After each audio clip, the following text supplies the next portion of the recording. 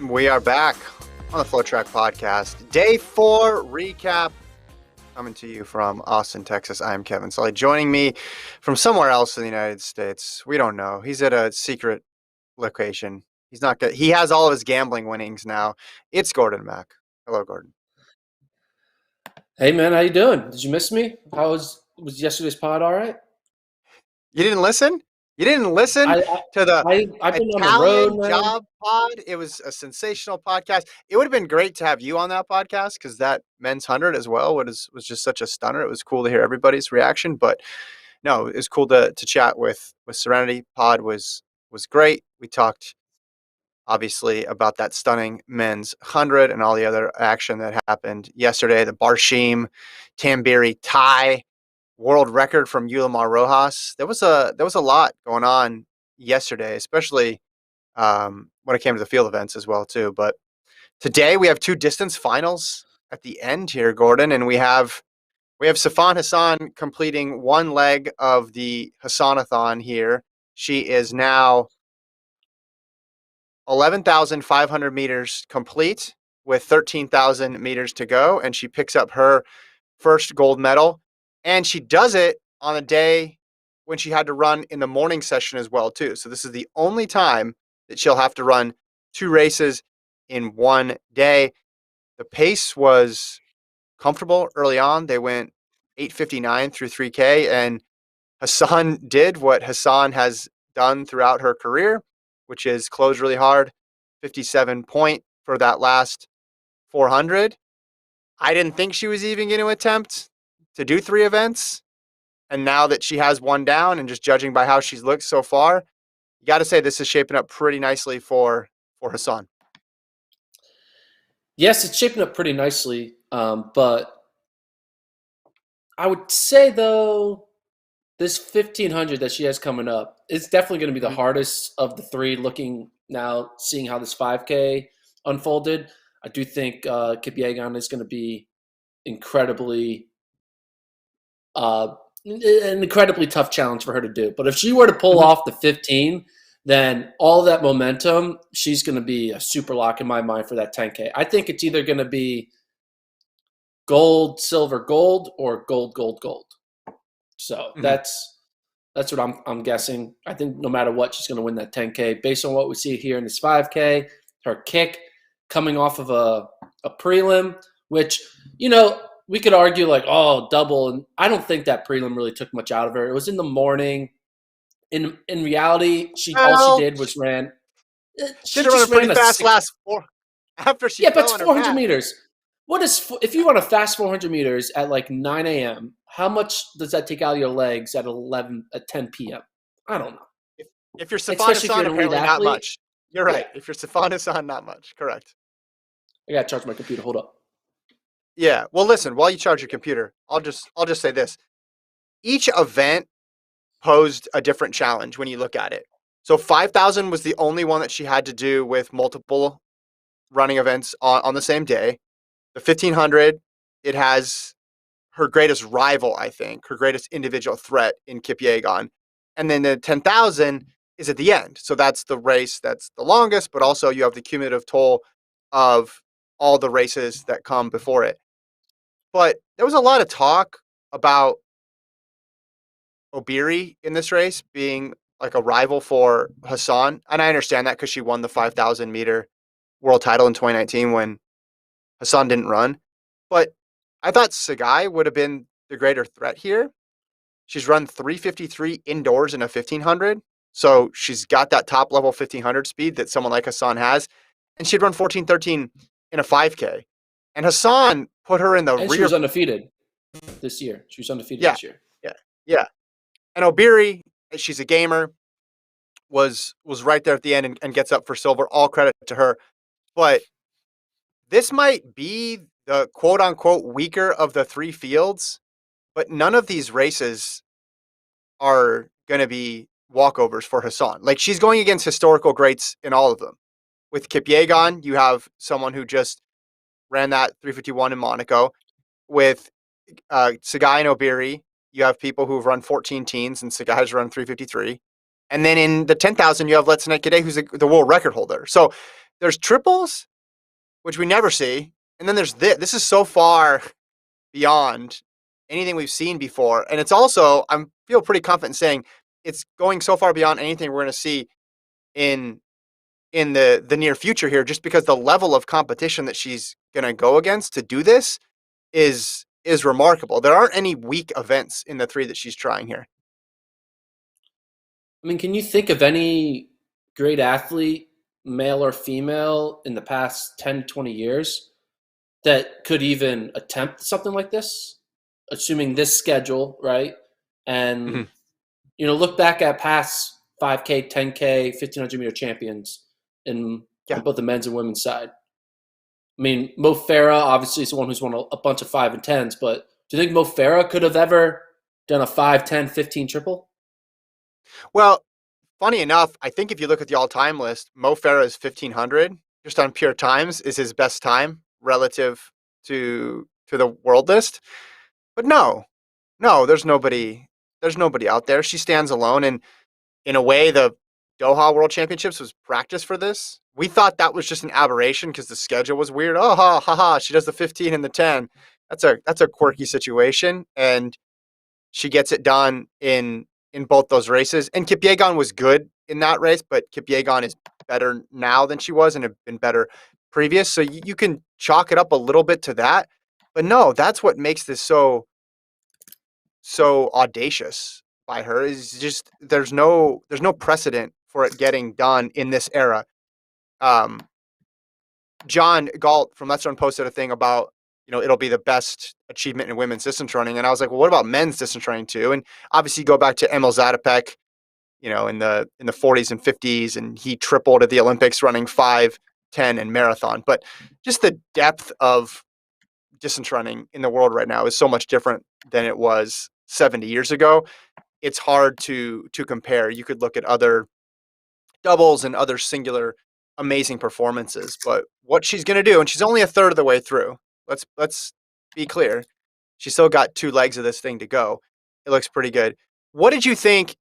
We always talk about team tactics in distance races, and I think it's one of the most overused terms because it rarely happens, and when it does, we don't even know how much effect it has. We saw in the men's 10,000 with Kissa of Uganda going out there and nobody following him, but it was used a lot during the Mo Farah era. Gordon, oh, are the Kenyans going to work together? Are the Ethiopians going to work together and make things fast? Here you had a situation where I think most people thought the faster the pace, the better for the field, right? Tire Hassan out just because the cumulative effect of all these races. But in order to do that, it requires cooperation, not just from the people in the race, but you're asking cooperation from people throughout 3 different events here to make things hard on Hassan. And that means almost Kenya has to play nice with Ethiopia to work together to get the pace going, which is why I don't think it's going to happen. Kipyegon on her own is going to be an incredible threat and tough to beat. But what did you think about this race and just how easy it was for Hassan and how nicely it fits into what she's trying to do over these next few days? Like, do you think this was the easiest path forward for her? Were you surprised that people didn't make it harder on her? Yeah, I'm always surprised sitting from the couch. Why aren't you doing this? Why aren't you doing that? But then I always have to remind myself they don't give a flying lick of what we think or what people think is the best strategy. The only strategy they care about is not like the 10-foot wide looking what's from I don't know how to do analogies. Like looking at all the permutations in the room. They're just thinking about themselves Yeah. and they're not thinking about they're not like, ooh, big bad scary Hassan. They're just thinking, go into this race, run how I normally run to try to win races, and don't think Yeah. about the factors of what Stefan Hassan is. The same way no one really thought. I mean, sometimes they try to think about it with Mo Farah, but in the end, it never worked. So I think Yeah. distance runners just like to not overthink it. Like they're always told, because whenever you ask, hey, were you thinking about like, the competition and how what did you think about this race? Did you want to go slow or fast? And they always say, I just got to Mhm. run my race. I just have to run my race. Yeah. It's like the universal, it's a clown question, bro. I'm just not going to listen to that. I mean, that's what Ry Benjamin said. when he was going up against Carson Warholm in a semi. So were you thinking about him? He's like, no, I'm just thinking about my lane. Because once you Yeah. start thinking about other people, crazy things happen. Well, and I get it in the sprints because tactically, not really an impact there. I guess if you go out hard, you could try to influence people in a 400 or 400-meter hurdle race, but it's just so fluid in a distance race. And I think you're right though. But I think also, why does a 5,000-meter runner who's not running the 10,000 really care that much about the 10,000? They're going to put all their mental energy into the 5,000. So asking them to sacrifice to push the pace and perhaps lessen their chance, but increase the field's chances against Hassan, I don't think they're going to listen too much to that. When it's like, wait, I'm supposed to help her lose a race in later on. I want to win my race, or I want to try to medal in my race, because this was a deep, solid field, and Hassan won going away. Like this was not her getting pushed in the least. And I agree with you. I think this is things going to come down to the 1500.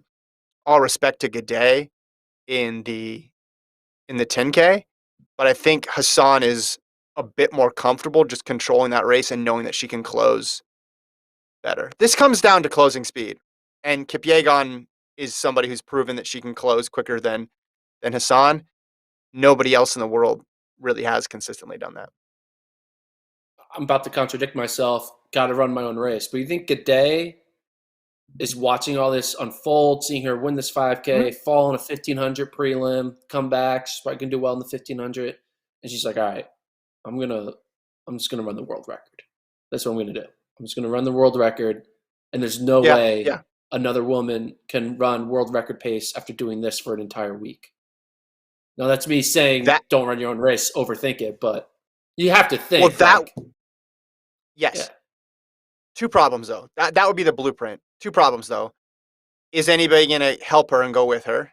Is she going to get an Ethiopian teammate to help her? Do they actually try this? And two, the weather. We saw it rained there today, which lessened the humidity, I bet, a bit. But I mean, you saw the toll it took throughout the sessions today and yesterday as well, too.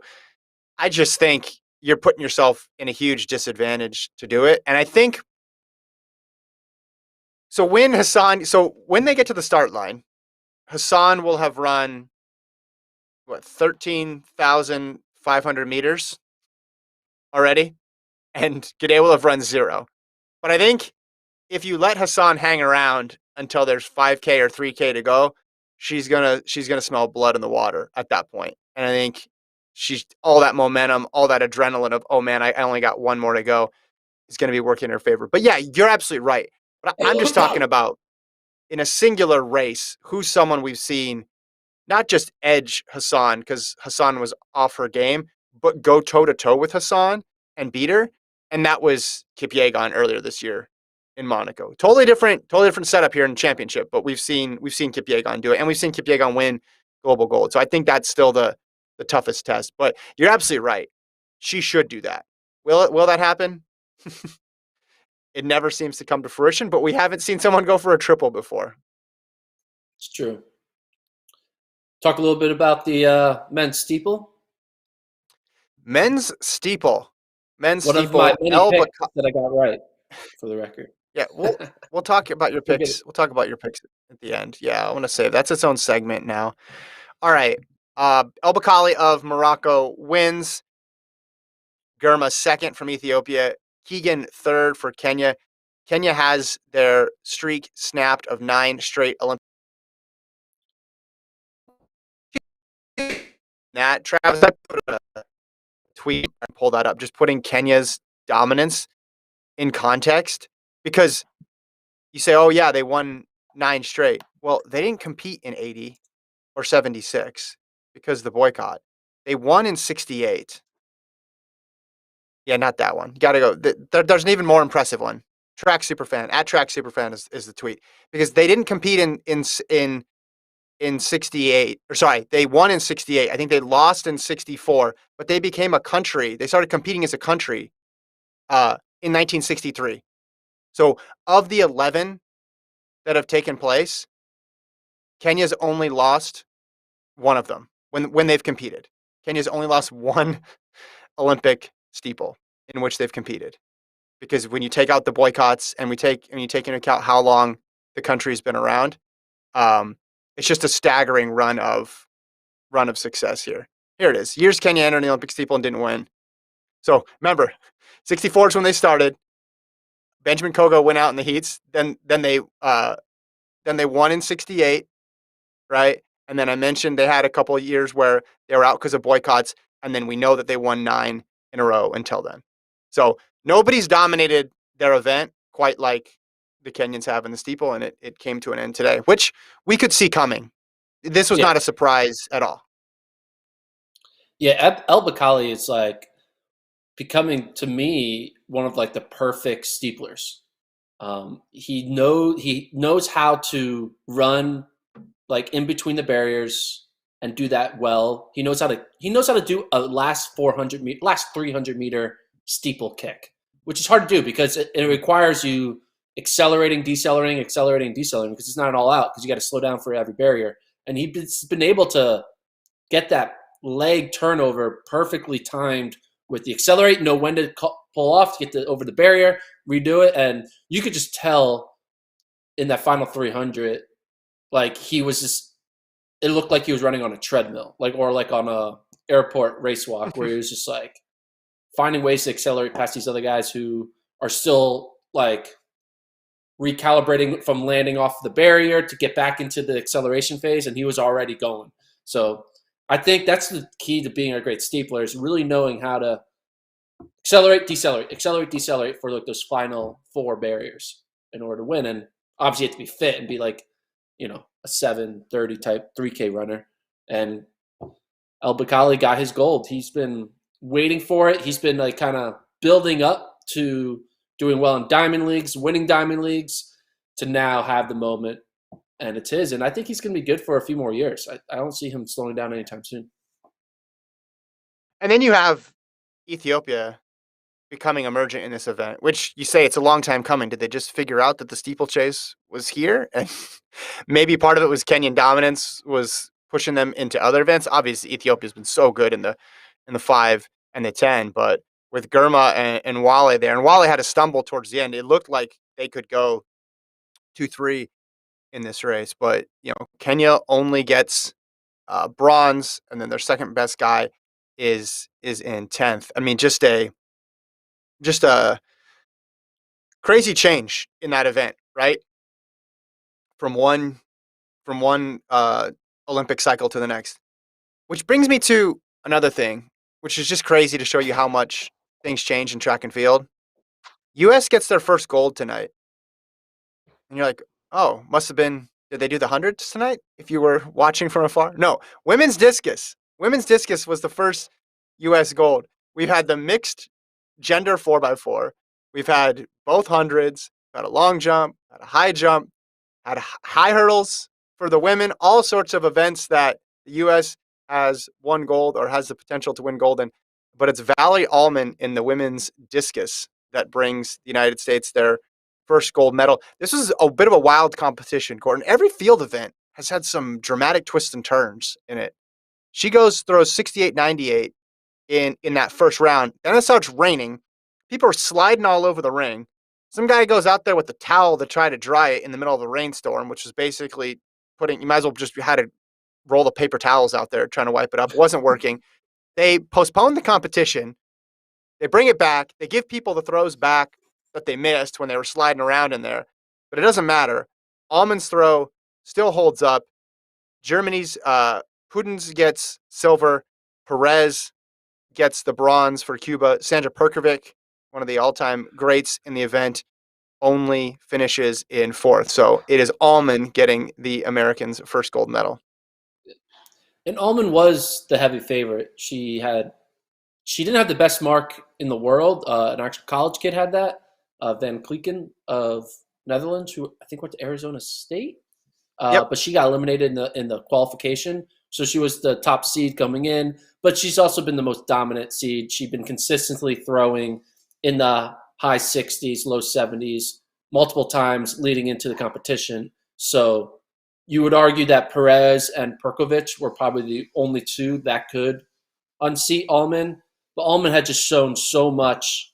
Like if you look at a lot of her series, it's not like she has one good throw and then a bunch of like other throws that are 5 meters behind. Like she always stays within 1 meter of her best throw from a six throw series, and that showed that she was Mhm. able to. And I think that was key here because if she would have started off with a 66-meter throw, who knows what would have happened, right? Then it's all of a whole different competition because the fact that she got that 68 high in before the rain just gave her that cushion where she doesn't have to push. She doesn't have to push herself too hard. She can kind of hold back. You just have that cushion that everyone else is struggling in the 64s to 66s, and she can foul a couple times. And once she started realizing, hey, people aren't closing the gap on me, just the Mhm. pressure kind of falls off, and it makes it easier. Yeah, and the United States has had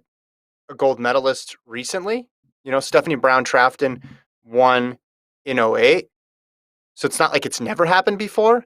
But that was the only U.S. gold all the way before, after 1932, and it's not like they were on the medal podium consistently. I think they've now only medaled a handful of times still in this event, and then you go to the World Championships, and the United States has never won a gold medal at the World Championship or a medal of any color in the World Championship. So this is not the U.S. is on the podium, knocking on the door consistently. So credit to Valerie Allman for getting it done there in the women's discus. You want to talk about the men's long jump here? Another event that Ooh, was near and dear to your heart here. Break this one down. This was exciting too. This was last night in the United States. This morning in Tokyo. yeah. So I on my of my 44 bets, I went big and I went with a plus 350 for the Greece athlete Tentagulo to win. The competition, so plus 350, that means I win $350 after betting 100 if he wins. So the entire topic competition is going on, and the two Cuba athletes are doing really well, especially we'll bring up the results here on the screen, zoom in, bring up on. So Juan Miguel Echavarri, he had a really good jump in the third round, 841, and Hmm. no one was really licking that area. The two Cubans were both 1-2, 841, 821. Meanwhile, my Greece athlete, who I was hoping would find a way to come through in the clutch, was just hovering around the 810. So you had 811, foul, Yeah. 810, 815. And so I was like, it's over. But what happened was there was some like jostling for who got third. Javon Harrison Hmm. was sitting in the third position for a hot moment. The Spain athlete was in third position for a hot second. But then in Tetagula's final jump, he jumps the exact same jump as Ichivari, so they have a tie. But his second best jump breaks the tie, which is 8:15. So therefore, he is currently in the lead. However, the Cuba athlete, then all he needs to do is have in his final jump have a better second place jump. So Yeah. he only would need to jump 8:16, right? To actually probably 8:16 to win. He Hmm. doesn't need to jump 8:42, and he's hurt. He isn't able to get across the runway, pulls up, and Tentagola last moment wins me $350 and wins the country of Greece another gold medal. It's where the Olympics started, and it's coming home. The Olympic gold for the long jump is coming home to the country Yeah. of Greece. Yeah. I'm glad you emphasized the most important part of that there. Yeah. I mean, just clutch performance there for Tentaclo. Feel for Echevarria. They didn't get a chance, and he passed on Yeah, five, or I guess uh, yeah, I guess so. He didn't have he only had four jumps in the entire uh, competition, and three of them were legal. You would have liked to see him just have a shot. Hey, can you get that 8:15? What did you think of Javon Harrison's meet overall? He gets seventh in the high jump, and then fifth in the long jump. My feeling about it was real solid. Obviously, it's tough with how long the season is, but both events just ended up being really deep. And it wasn't just like, yeah, oh, there's one person who's way out in front of everybody else, then a bit of a drop, and then it makes a silver and bronze attainable. It's just a lot of people were in a log jam, as you mentioned with the long jump there, around that similar distance, and same thing for the high jump. Yeah, I mean, high jump 237. What is what it took to medal. I think it's okay for Javon to be like, hey, I didn't have a 237 in me today. Yeah. Uh, I think his PB is like 236, maybe 235. I'm not sure exactly. I think it's close to 237, but I'm not sure if it's 237 exactly. And then in the long jump, there was an opportunity in the long jump, but the entire field was all just not jumping well, right? Everyone was jumping in the 8 low teens. Mhm. And there was that moment where he did have a good last jump to put himself in medal contention. He also had another jump that would have put him potentially in gold medal potential, but he was like 20 centimeters off the board. So like Yeah. he would add like 15 of those 20 centimeters to his actual jump. It would have put him maybe in the medal position. But Yeah. he's young. He just came off of doing jumping in January of 2021 all the way to August of 2021.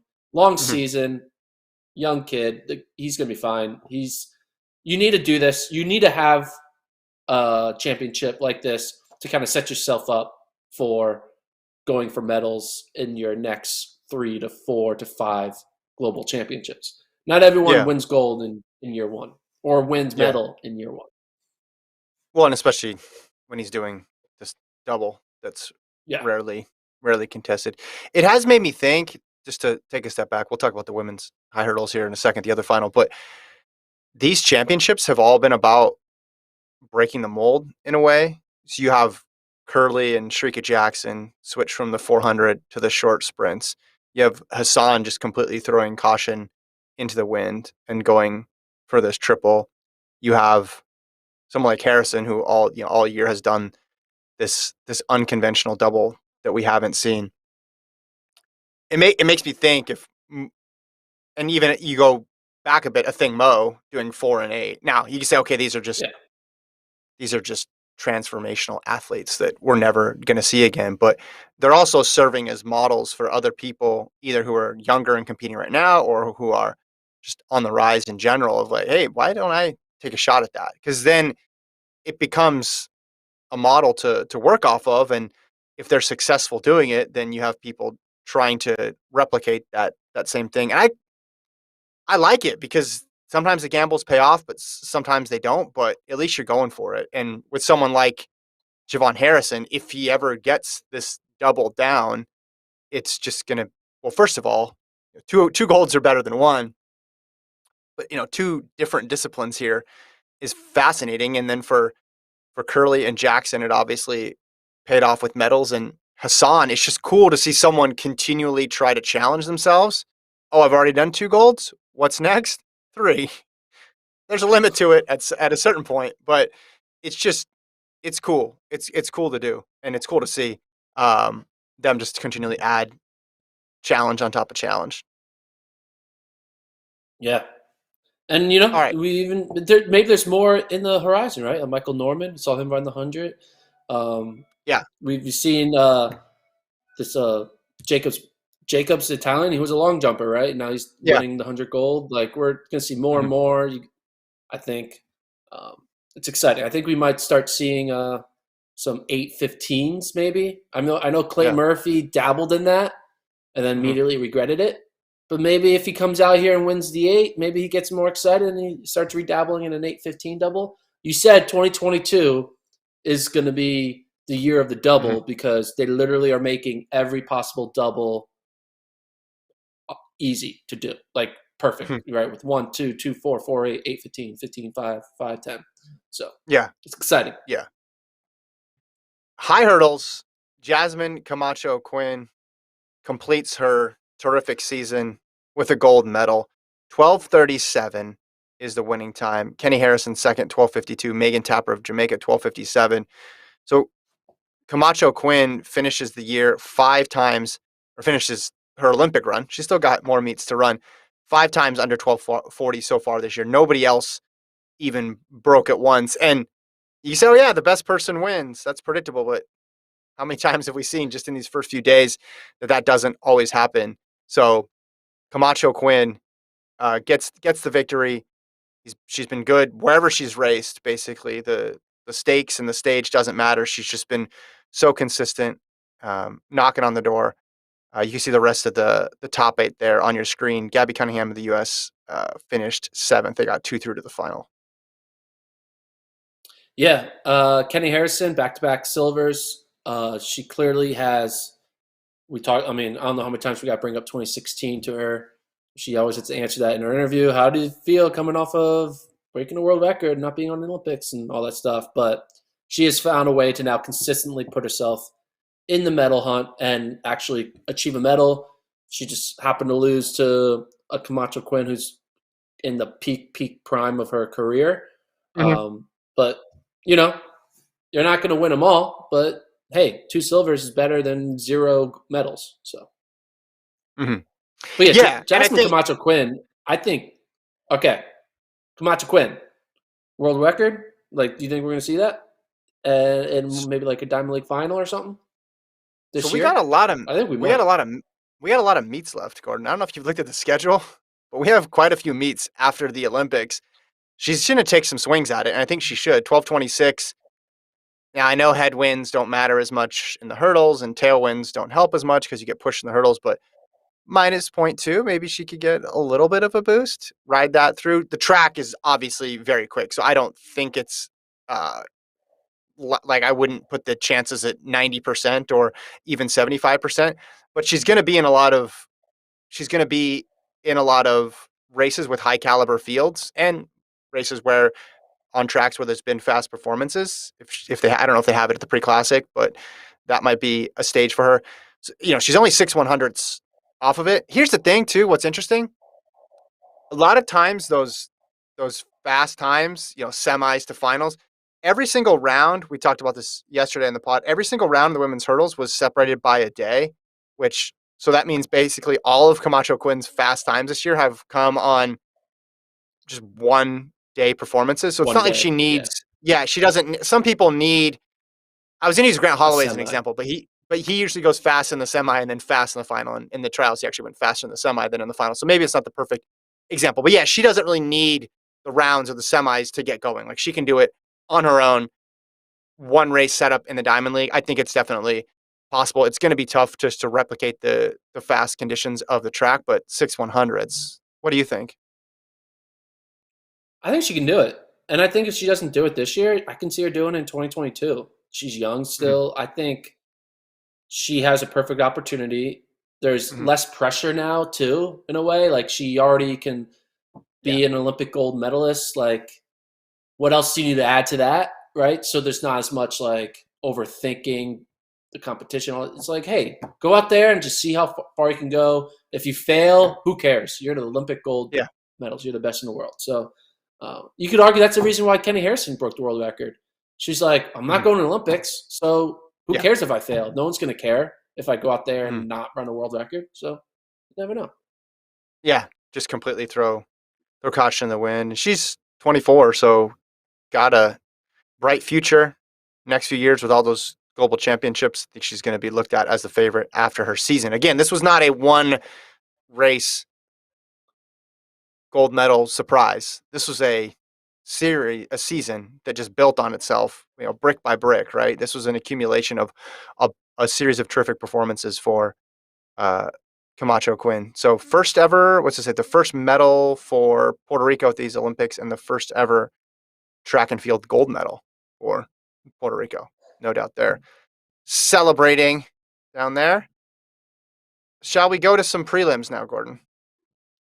Yes, because you know what they say prelim time is PR time. I don't know if we saw any PRs, but I just want to say that first. All right, so we already talked about, we'll just tick through these one by one. We already talked about the women's 1500 with Hassan's heat. Everybody saw her fall, Yeah.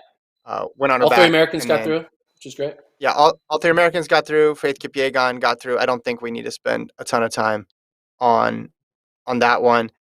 Women's 4-meter hurdle semis. So Sydney goes 53.03, Muhammad 53.30, and Femke Bol 53.91. You know what? I think we should talk about the 1500. You want to go back? It was, I will Yeah, say we're gonna go. this, I went to dinner last night. This is the first time I missed it live to tape it, and my phone was like blowing up. Like, did you see that? Did you see that? Did you see that? And I was like, great, just my luck. The one time I step away for a moment, like for an hour, I was like, women's 1500 meter prelims, they're going to be chalk. I'll tape them. I'll go back. I'll just make sure I don't miss anything, and then I'll get caught up before the high hurdle final. But then everybody was just all they were. The clip was everywhere, right? Because Sifan Hassan not only fell, not only tripped, but fell down hard, Gordon. She fell down hard on her hip and then got back up, and she was way out of contention. And then all of a sudden, she was not way out of contention. And then she was winning the heat. Yeah, I posted on FloTrack Twitter account the splits that she had. She ran her last 400 and 61-1, which included the fall. But the ultimate race was the last 300, which is 43.8, which is like 58 second pace. But if you look at her last 100 was like kind of jogging, running 15.2. So in reality, she really closed well. Like she could have gone even faster. Like she could have probably ran her last 300 in like 42, maybe 41, if I'm going crazy. But she caught the pack before 100 meters to go and then just kind of cruised in for the win. It wasn't like she didn't need every last meter to close that gap in the final 380 meters. No, and she didn't need it to win, and she didn't need it to get into qualifying position. And I think it might have been Lincoln, one of the people texting me, basically saying they're going to need to try harder if they want to stop Sifan Hassan. Like tripping her is not going to be enough. They're going to have to, or something. It was one of those falls too, where it was a chain reaction, so it took out a bunch of other people. It was like bowling pins in there, and then she went down. And I admit, when I first heard, okay, she fell and got back up, I didn't think it was going to be that bad of a fall. I thought it was going to be okay. She just lost her footing or got clipped, and she had to go down on her hands and then get right back up. But to go all the way around like that, some people don't even really get up, or they get up and they take 10 meters to get their bearings about them. She went right into, okay, this is a final now mode. This is a final. I need to run this last 300 like a final. I need to catch everybody. Question: do you think she needed to do that? Do you think she could have just jogged and got in on protest? I don't know if she could have got in on protest, but she could have tried. She could have exerted less effort and still gotten like an easy qualifier. And I'd say that might impact her in the 5,000 meter final, but we've already seen the 5,000 meter final and it did not impact her at all. And now she has 2 days off before the next round. And I don't think it's going to factor in an iota. Do you know what the first thing I thought about when she fell? First thing you thought about when she fell? What the odds would be that she wins, and if you could bet in real time? No, I thought of U.S. great 1,500 meter runner Morgan Usini, Yeah. who is really good at falling with 1 lap to go in a 1,500. And I was like, well, I guess that kind of ends the myth that when you fall in a 1,500, it's over, right? Because that's kind of what you would assume, Well, right? And she just, I know it's a prelim, and they're not prelim the versus a top group final. I isn't. think Yeah, it's different. That happens in a not that final. If she's she did that, imagine if she did that in the final. That would have been holy crap. Yeah. And I think some of the people who, because it got picked up by non-track people, I think some people like thought that was the final. I mean, no, Yeah. don't get me wrong, it was incredibly impressive, but if you had Kip Yeagon at the front driving that train, it's a different story. Maybe she does it. Yeah. I don't think we'll find out, because she would be horribly unlucky to have that happen to her. But All right, do you want to move on to the prelims now? you, Or the other sure. prelims? Let's Excuse move me. on to prelims. Yeah. Okay. Let's talk about So the 200. for me, Or let's say the 200. 200. Okay. 200. We'll do 200 right now. 200. People in the chat seem to be right interested now. about. Yeah, I think that All right, they let's talk haven't about listened to a thing we've said in the chat, which is great. I mean, let's But be now honest. that we say 200, they're all in. Now we say, well, they've just been talking about the 200 in the chat the entire time. I've clicked a couple times and just seen some names pop up, and it's mostly been people in the 200. So we should start the beginning. Let's start the beginning. Yesterday. Okay, what? Evening. Okay, you gonna walk us through this then? Yeah. So I think the first shock. This has been a lot of shocks. The first shock was Sharika Jackson.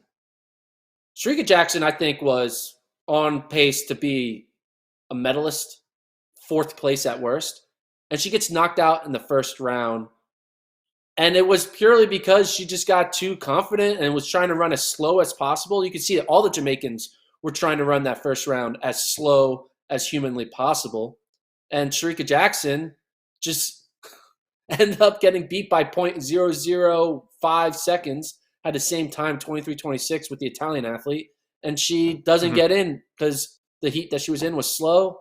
And I one thing, it just makes me think, how do these sprinters know that it's okay to shut it off?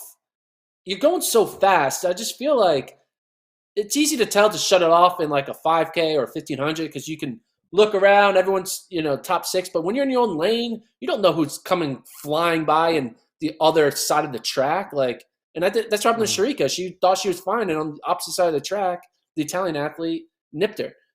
Uh, I just thought there was like, one, you feel bad for her, but it's also like, why are you taking it that easy? Like, come on, just put a little bit of more effort in it. Don't. And this was reason. I This don't. is reason why I got to put a little bit more effort in that first round.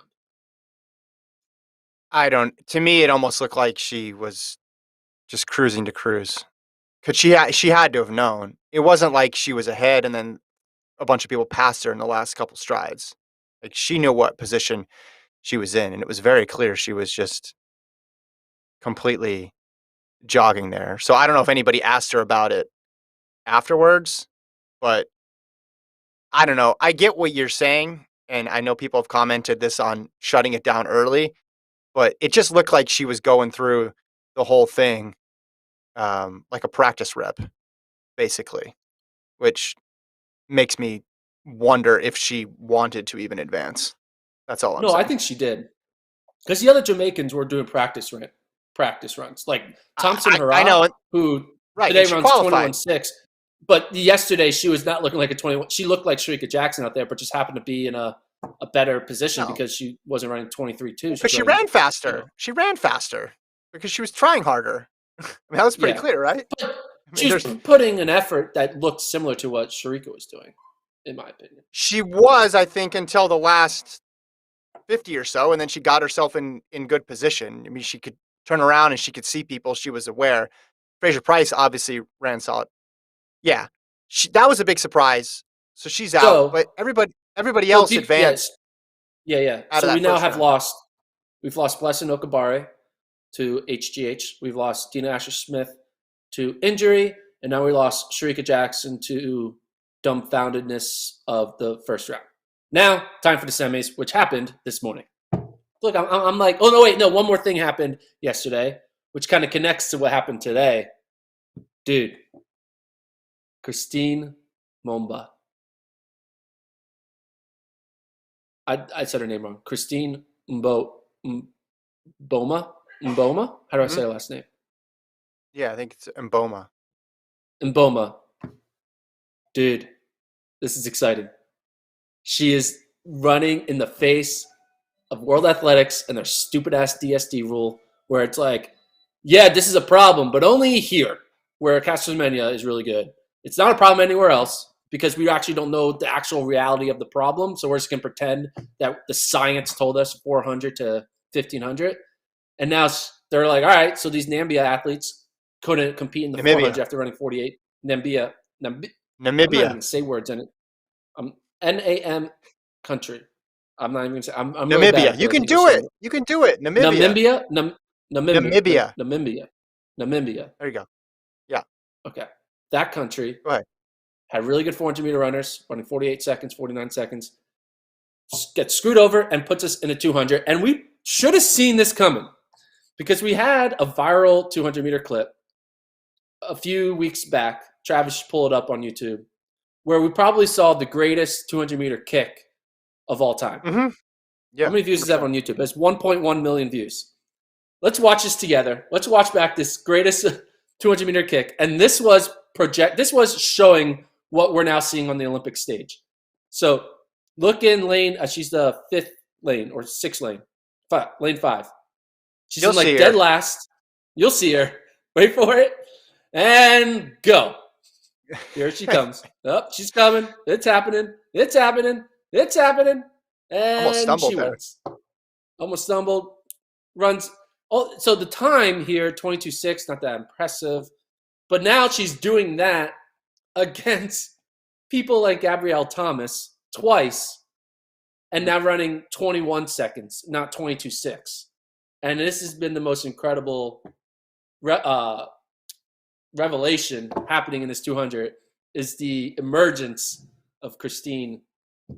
I'm not even gonna say her last name, just of Christine. I'm calling her Cher. She's one name Titan, Christine Christine Mboma. Yeah. Also, if you want Boma. to go back a bit, I did. Someone in the chat said Sharika Jackson posted about the race on Instagram, and she said sometimes painful things can teach us lesson that we didn't think we needed to know. So perhaps you're right. Perhaps you're right, and it Yes, was just a mistake on her part. It's just hard to believe at this level, as fast as she is, that's um, how that prelim would go. I know. See, the first round, everybody was they had 200 in the morning and then 200 at night, which in the U.S. trials they don't do. It's all separate. So I think people were being extra cautious with their energy. But if you go back and watch this race, and we're not going to obviously play it here, but there's like shutting it down, and then there's like never like then there's what she trying. did. It was just it was a whole. Yeah. It was so far beyond anything. Um, so Okay, back that's to why it surprised me. Back to present time now, or this morning. Okay, so then we have today's heats, and we got a couple highlights here.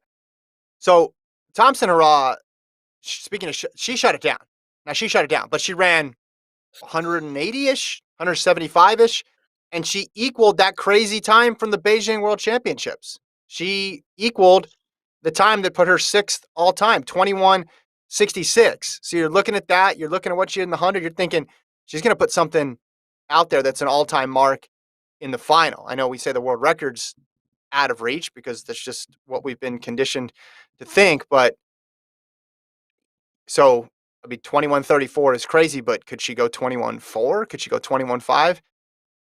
I'm not sure after seeing a 21:66 stopping that early that 21:5 should not be the expectation. Before we go any further, what did you think of Thompson? Well, first of all, it's a lesson to me that if I'm going to bet on the 200, I need to bet on it earlier because she was like plus 300 to win, and now she's like Mhm, minus 500 because of obviously what she did in the 100, and now running 21.66, slow like chilling. She's a heavy mhm, favorite. I don't see anyone. It's now her versus the clock. It's not her versus the field. If she gets beat, that'll be the most incredible upset I think we've seen. She's running Bolt esque right now. mhm, 21.66 in the prelim. That's Bolt esque. Uh, so that's what I took away from that. And I think it's going to be a fight for second and third. And it's going to be interesting because you're going to have the Boma versus the other versus Shelly Ann versus even Thompson Hurrah versus the Americans. We thought it was going to be Jamaica American. versus USA. American, yeah, sorry, yeah, American. We lose Jenna Prandini and Anivia Battle in this semi, but it's just gonna be it's weird. We have a different dynamic. You have the incredible week that Thompson is having, right? You Yeah, have yeah. Boma, who is having an incredible 2 days of like, watch out for me and F you, World Athletics. You don't let me run? Okay, I'll take medal in this event. And then a year from now, you're going to say it's illegal for me to be in a 200. And then I'll win the Mhm, 100. And then I'll be doing a 60 meters. And then I'll do the 55. And then I'll just be doing, a shot put. And then you'll let me in. And then, so you have her. Then you have Shelly Ann, who's on the revenge tour because, she didn't like losing to Thompson Hurrah. She's going to want to get another mhm, medal. She's in great shape. And then you have Gabrielle Thomas, who uh, she's run 21 multiple times, but she hasn't been looking good in these two prelim rounds. Good as perspective. She still has the third yeah. fastest time in this semi, but getting beat by Boma twice kind of makes it look a little worse. And I don't know. It's a flip of a coin. Who do you take? Who we know Thompson's going to medal, if not win. She's probably going to win. Yeah. But who's your three? Don't worry about order. Who's your three? I think Miller Thompson's one Weibo's of your gonna three. medal. I think Miller Miller Weibo. Weibo's gonna medal. Yeah, I think she's gonna medal. as well too. And then I think it's going to be between Fraser Price and Boma and Thomas for that third medal. I know I just ducked your question entirely. No, Boma's it's fine. interesting But I asked for because three. I asked for three, and you gave me five. So I yeah, give me I'll go. three. I'll say Fraser Price. I'll say Fraser Price. Raise your price. Okay. So, but I'm not confident at all in this. One thing I want to mention. I mean, this field held up. Yeah, Jackson and Asher Smith aren't there, but we have Miller Weibo now in it. We have the two from Namibia, Masalingi and Mboma in there, which is, adding obviously depth to this event. And you have the other two Jamaicans and then Thomas. It held strong. It's going to be a really good 200. The other thing I'm thinking about, like Mboma's, she closes really hard, but also part of that is the start is way behind everybody else. I mean, eventually that's gonna cost her. And when you look at these times, who can go up another level here? Who's able to run better than their semi? We know Thompson Hurrah. Well, we assume Thompson Hurrah can because she shut it down so early. Thomas has done it before. Obviously, Miller Weibo and Fraser Price have run faster than that before. We don't know just because Mboma hasn't been around as long. Toulouse, obviously, super consistent. She just ran a season's best. So, man, it's gonna be great. But I think this is gonna look a lot like the 100. And if the order was reversed and we hadn't seen what Thompson Hurrah did in the final in the 100, we'd be like, all right, anybody can win it. Anybody can win it. But it feels like we've seen this script before. It's going to be a historically fast race. I think Thompson Hurrah is going to win by a comfortable margin. And then it's going to be really close for, two through six are going to be really tight. And it's going to be one of those situations where you say, man, in any other year, these other women could have won gold too.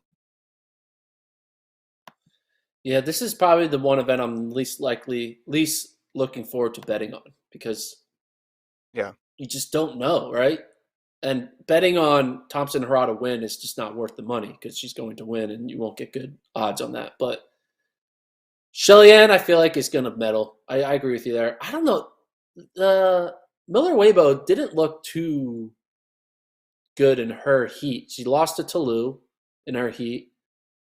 I don't know. I feel like You have a good contrast in styles here too, because Fraser Price and Thompson Hurrah are really quick coming out of the blocks. Miller Weibo, yeah, obviously a good closer, and then Mboma takes the closing thing to a whole new level because of the yeah, deficit that she digs herself into. creates. Yeah, you'd like to see more from Miller Weibo, but at the same time, if we're drawing the parallel to the 100, maybe she's one of those people who just got through on that semi, right? And then they got to she didn't run her final today, Miller Weibo. I don't think anybody will say that she ran her final today. I mean, Jacobs of Italy didn't win his semi. Granted, it was the same day, a little bit different situation, but I could see her going up a different level. The final for when is the final for this one? How many do they is tomorrow, correct? It's Or do they do 2 days up? tomorrow. Yeah, it's This schedule tomorrow. is so weird. Okay. Tomorrow our So time. I'm not sure if it's morning or evening, but it's tomorrow. I think it's tomorrow evening. No, it's tomorrow morning. It's tomorrow morning. so this time tomorrow we'll be recapping that Yeah. 200. And you wonder about those 100-meter women, just the accumulation of races at this point. Does that impact her? So No. we don't know. We don't know. It is weird. You have a 10-day meet, and then you make the 100 and 200 people compete in all their races in the first 5 days. I don't get the schedule at all. Like, at all, at all, at all, at all. Also, we got the women's 800 final tomorrow. Feels like we haven't seen them in forever. All right, so 200 semis. Let's do 400 semis, and then we can go back to the women's low hurdles, and then talk a little bit about the women's pole vault, and then I'll let you talk about your bets and see if there's any death heats out there. What was your read on the women's 4-meter hurdles with McLaughlin, Muhammad, and Bull winning their heats? I had absolutely no read.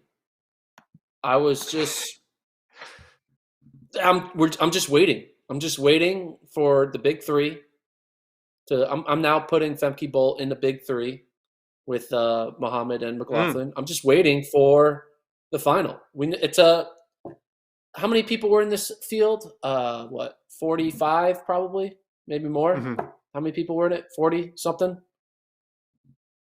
At The the beginning, 42 of them didn't need. Yeah, how many people were invited to the women's 400 hurdles I get your point. Your to be point is saying Olympian? it's a 3-person race. That's what your point It's been is. a Yes. three-person race from day one. We have yet to see any of them race each other. We've just been waiting and waiting, and now we finally get it. I don't know what else we can add to the women's 400-meter conversation except for Sydney's the favorite. She's trying to break the world record again. I don't know if she's trying. She says pressure is an illusion, which is Hmm. mind-boggling that I didn't realize that till age 33. And then you're thinking if Sydney falters, who's the one that's going to step up and take it? Will it be Muhammad or Bull? I think we'll be less shocked if it's Muhammad, more shocked if it's Bull. But even if Bull were to win and run like 51 Hmm.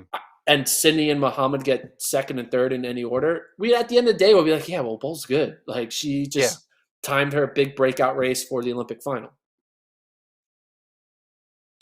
53:03 for Sydney. That's exactly what she ran in the semis in Eugene at the trials. Different weather conditions that day because it was raining really hard in Tokyo during those 400-meter hurdle races. But it's almost like she's just got this checklist that she's working her way through, and she's got one more box here. I think the world record is going to go down here. I think she's going to need to run the world record to win it, and I'd anticipate the form will hold. I mean, Muhammad's looked really good, but also Bull's been doing that thing where after she goes over the last hurdle, she just like really jogs. So it's really hard to tell what her actual potential is in this meet. But looking at what she did coming into the Olympics when she was going, full out when she was running those 52s and getting those wins over Shamir Little, she's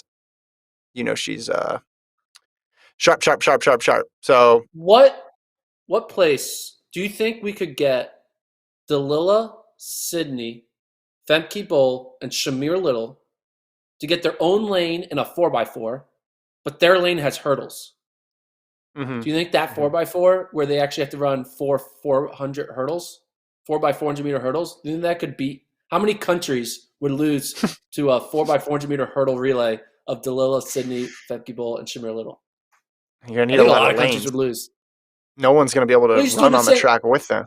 They're gonna use a lot. They're gonna have to reset the hurdles. What if they hit a hurdle?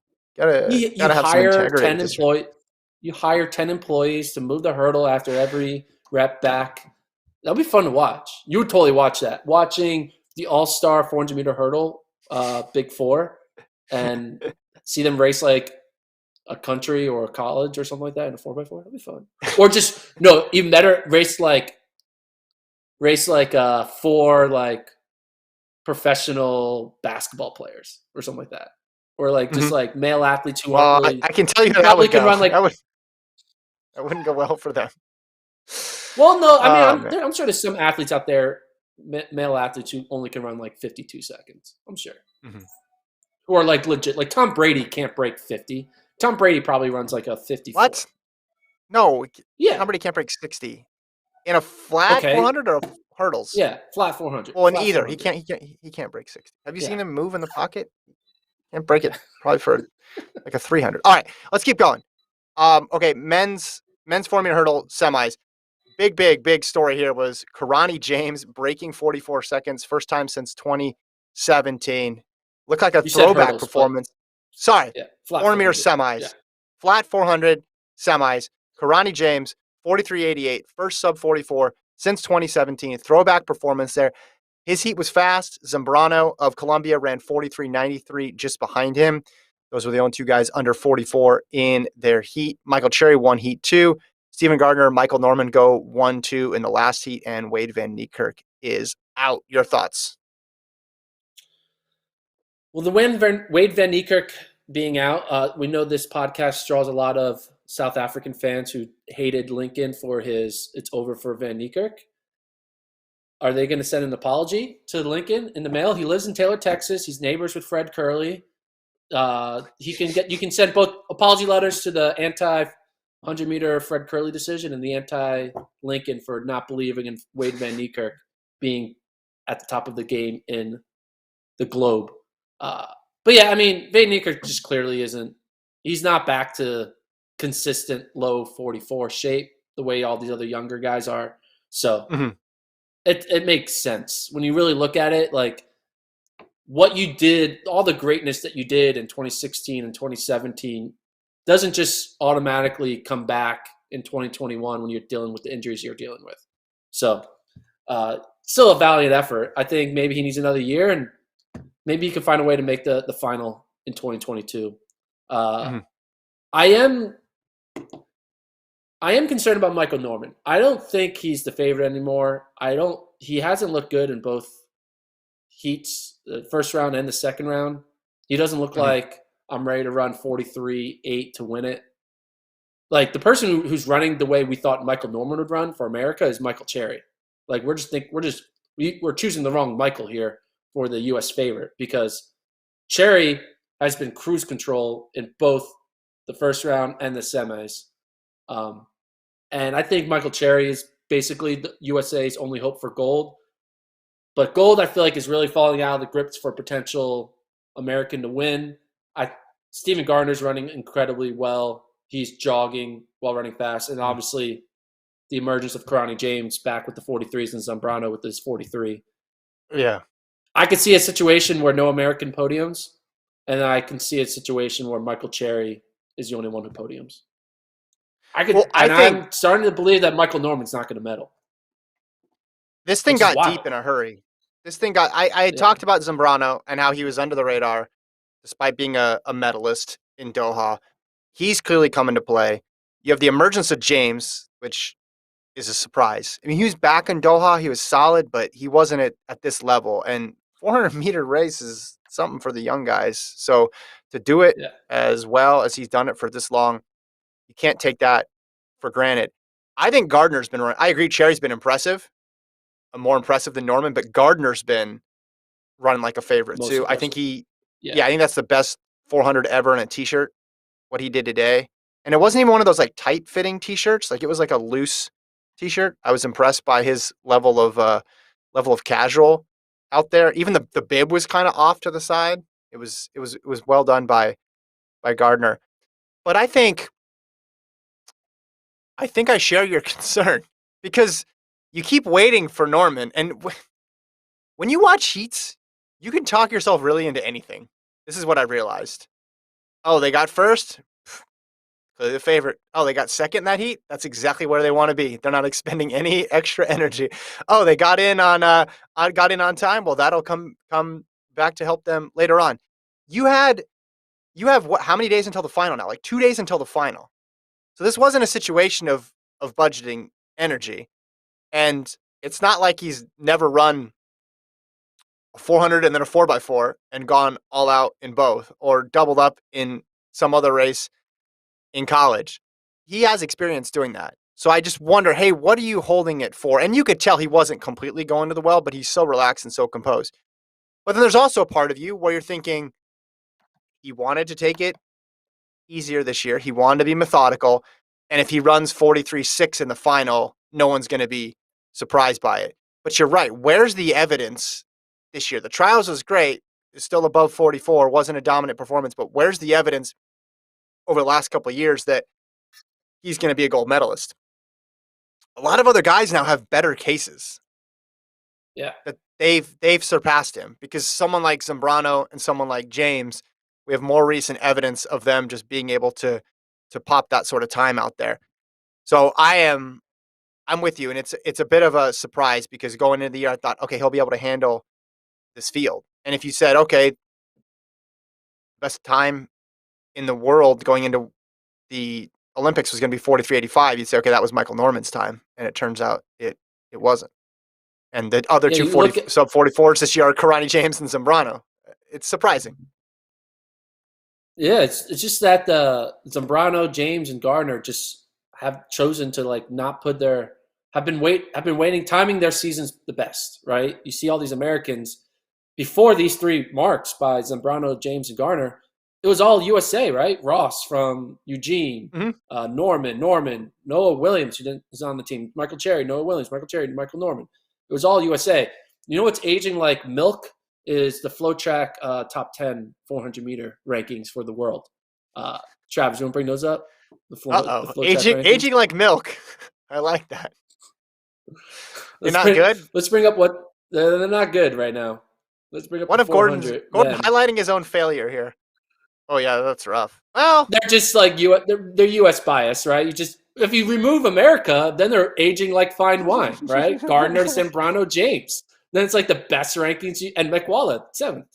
I had Corrier in there too, who's scratched on false purpose, started. who false started on purpose. Yeah, But yeah, you I did mean, not take that into account. I did not take that into account. So yeah, Uh, aging like fine wine if you just pretend America doesn't exist. so Milk if America exists. Norman's whole mantra is patience. He has shirts that are made that say patience. Just as Sydney says, pressure is an illusion. Michael Norman says patience. So this People would love be letters that start with P. yeah Words that process start with baby. P. Process, patience, and pressure. So you got a guy who's run 43-45, albeit several years ago at this point. He's got a good poker face. I'll say that. If he comes to the final and wins this thing, I don't even care by how I was going to say, and he wins convincing. I don't even care. If he just wins this thing, he's got a phenomenal poker face, and he's played us all basically, and not just at this meet, but this whole season, never going under 44. And if you think about it, the only time his fastest time came in the only real race that's mattered this year. He also, got third in a race. It would be, I don't know, rope-a-dope or what would be the right term, but he certainly got us all convinced that he's not the favorite. I don't know if you can look at the odds anymore if they update those live, but it's pretty crazy. Yeah, they're up. They're updated now. So let me bring it up. The odds for the men's 400: Gardner minus 167, then James plus 300, Zambrano plus 1,000, Norman plus 1,100, Cherry plus 1,500. Gardner is minus 1,000 to medal, James minus 250 to medal, Zambrano minus 125 to medal. Norman is still minus 112 to medal, and then But Cherry plus 200 to medal. Plus 1,100. Plus 1,100? Imagine getting that a month ago. A week ago. Yeah. That's just incredible to think about. But, speaking of betting. Well, no, we're not there yet. Women's pole vault. We're not there yet? Women's pole vault. Real surprise. Something happen? Yeah, Sandy Morris, her pole broke on an attempt, and then she got injured, so she did not qualify. We can have Travis pull up the results of the qualifiers there. So bad luck there for Sandy Morris to see her Olympics come to an end. I think in her section, she finished 9th. Yeah, she got over 440. And there was one attempt after the pole break when it looked like she was grabbing her hip. We got the entire results up there. Now, Travis is just pulling up PDF after PDF here, but I want to see the other Americans if they got through here. Katie Najat, I believe, got through. Did we get that? I can't see. It's too small. Gordon, you got your glasses on? Yeah. All I think is that she's fine. She's fine. Najat's in. Yeah, Najat's fine. Yeah, as I'm betting all 44 events, I hadn't placed my bet yet on pole vault, but I was planning on using Najat as a helper for a parlay. But now that helper becomes less valuable because Najat's odds are going to go up or down. I'm not sure. They're going to be worse odds because now that Sandy Morris isn't in the final, people who would have bet money on Morris are now going to put it on Najat. So anyway, that's me thinking betting now all the time instead of the actual competition. So yeah, that sucks. I mean, think of who told you Sandy Morris and oh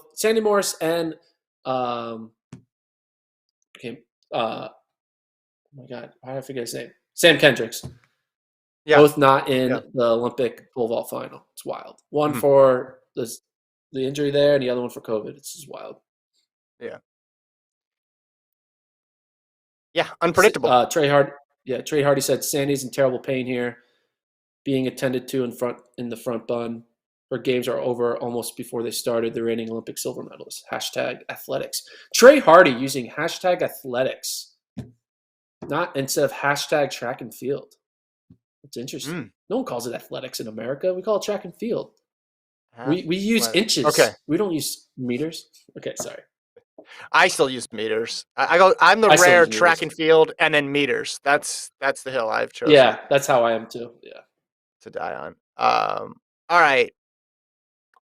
Yeah, your bets, and then Bets. while you talk about your bets briefly, and then I'll try to find a death heat for tonight. So I kind of want to do a recap of the journey I've been on. So after the women's shot put, when I picked Valerie Adams to medal, I was up $475 profit. So I was at an all-time high going into today. But then this morning, or not today, yesterday morning, then I just started getting some losers. I lost my men's high jump pick, the Russian to medal, so I lost $100. Then I had Povia to triple jump to medal, lost another $100. Then I had an interesting bet where I needed either Baker or Curley to win gold in the 100, and that didn't work. So then I lost $150. So I was up $475, and then I went all the way down to being up $125. But then I went on a run, and I'm on a great run right now. I got the Greece athlete winning gold, which was plus 350. I did a parlay with Harrison to medal and Allman to gold, which gave me a plus 131 odds. I got that. I picked the El Bacale to win gold. That gave me some money. And then I lost the 5K because I was trying to chase some money there. I lost $100 there. So now I'm up 837 going into day, 4? Where we're going into day 4? Up $837. Day 5. First question for you, Kevin. Did you envision a scenario where I would have $837 in my pocket this late into this experiment of betting $100 on every event? No, I was counting on you losing, and I was counting on you just becoming really depressed as the meet went on and being progressively less engaged and getting angry. So this is a strange turn of events, no doubt. Yeah, the big one Should I there, tell you? Tentaglue, man, Technical. getting you fourth Yeah. on his last jump. You got that by a centimeter, and I guess the parlay there too. So the Harrison getting the medal, I think that was pretty easy. But the almond gold, yeah, you took some risks here. Yeah. So now this isn't just about me, it's about the people. So I'm going to tell you guys my upcoming bets. You can take it or leave it. The odds probably are different now as things have gone on, but I'm betting plus 225 on Rye Benjamin to win gold. So that's going to be hard. That's later tonight. I'm betting minus 118 for Chris Nielsen the medal. And then I'm doing a parlay on Brittany Reese medaling plus Rudy Winkler medaling in the hammer. And that's a plus 123. I have yet to do a bet on the women's hammer throw. And I'll give you one more. I'm going with Riki to medal in the 800, women's 800 with plus 115. I have yet to figure out my women's hammer throw and women's 200-meter bet. I'll figure that out later. But yeah, so Reese, Winkler, parlay, both to medal in the long jump and hammer throw. Benjamin gold in the 400 hurdles. Nielsen medal in the pole vault. Riki medal in the 800. And then hammer throw and 200 for the women. Don't know yet. And then I do have a bet coming up. I have money on Clayton Murphy to win gold. It's plus 1,000.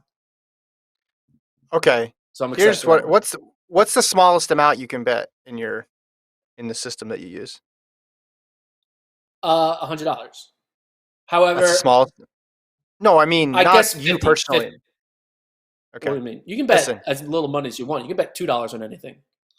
I mean, there's a guy who he was a favorite a couple weeks ago at plus 1,100. We just talked about, and puts maybe on You the think I rope a should dope. do Maybe a it's a $50 $50 one. on that? Yeah, because then if you get it Again, right, you make it up. I don't. I wouldn't say he's the favorite now, but since you're up, you can take a few risks Yeah. here. Well, that's what I did with And Curly. yeah, Curly was plus 1,200 to win, and so I was like $50, and he almost won. That would have hit. So this is why gambling is bad, because you see this and yeah. you see all this. Don't You feel feel like what there's Gordon's free doing. money everywhere, and it doesn't work Yes. out. So No. hopefully, the goal for me is to end with $0. So then it shows that don't gamble. but it was a fun roller coaster. But right now I'm up 837 with 30 more bets to make. So I found the death heat that I want to talk about because, that's a death heat. well, in the next session we have the men's 1500 first round. It's a first round, so you get a lot of people through here. But listen to Heat 1 here, Gordon. You I'm got Cole listening. Hawker in there. You got Cole Hawker, Philip Ingebrigtsen, Oliver Hoare, Timothy Cheruiyot, Josh Kerr, and Samuel Tefera.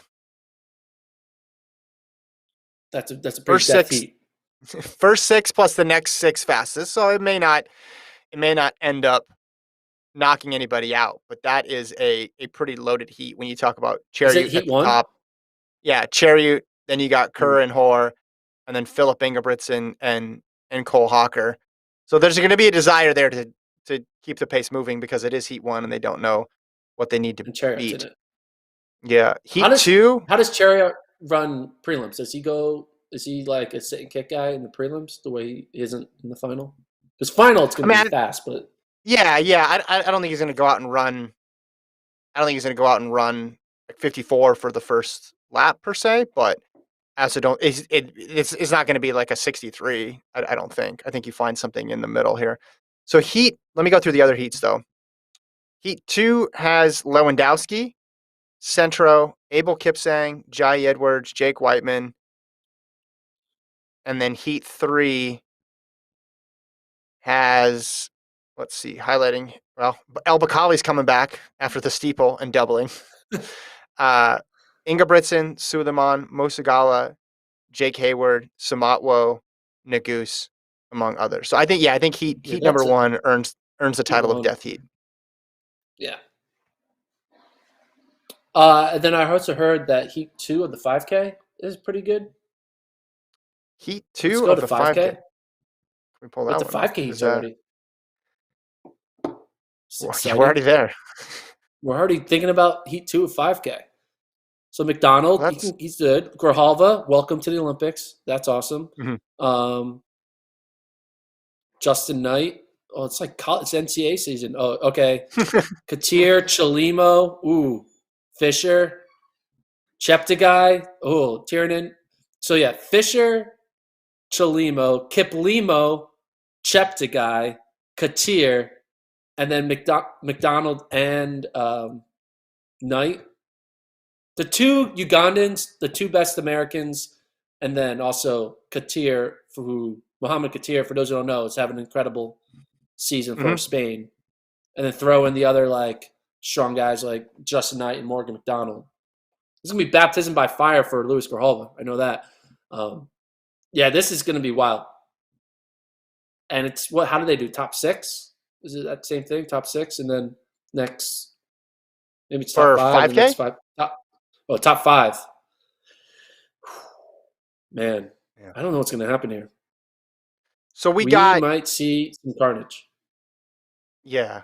Uh so the session tonight in the US is going to be a morning session. So we're going to see Warholm and Rai Benjamin in that race. That's going to be the last race that happens again tonight in the morning over in Tokyo. Also men's 200 heats, so we'll see Lyles, women's 400-meter heats. So Miller Weibo is going to have to run that 400 in the morning and then come back at night, or in our time zone run it at night and then come back in the morning. And then tomorrow morning that men's semi. So we'll see two Noah Lyles races between now and the next time we record. Women's 800 final and the women's 200 final. There's gonna be a lot tomorrow. Tomorrow, like It's a things lot. really get going here in terms of a lot of big finals. And the podcasts get longer because more finals to talk about, more prelims to talk about, more death heats, more gamblings. Let's Mhm. hope. So here's the thing: I can lose 8 straight bets now and still be positive, which is a good sign. I can go over 8, Spe- which is good. Speak it into existence, man. Speak it into Yeah, exactly. existence. Exactly. As they say, there's no such thing as, or gambling is an illusion. Pressure. Losing your money is an illusion. Yeah, Yeah, pressure is an losing money. illusion. Money is an illusion. Just money in Money general. is Money's not real. it's about to be an illusion if you keep It's staying as about to become. confident. That's what I'll Our tell email my address landlord. It's an illusion. is Rent, illusion. Utilities, Illusion. illusion. FloTrackPodcast@gmail.com. Subscribe to the FloTrack Podcast YouTube channel. Recording these every morning for the rest of the Olympics, right after the action concludes, so you can hop on live and watch us. Also download the show wherever you get audio podcasts. Thanks to Colt. Thanks to Travis. He's Gordon. I'm Kevin. We'll talk to you guys tomorrow.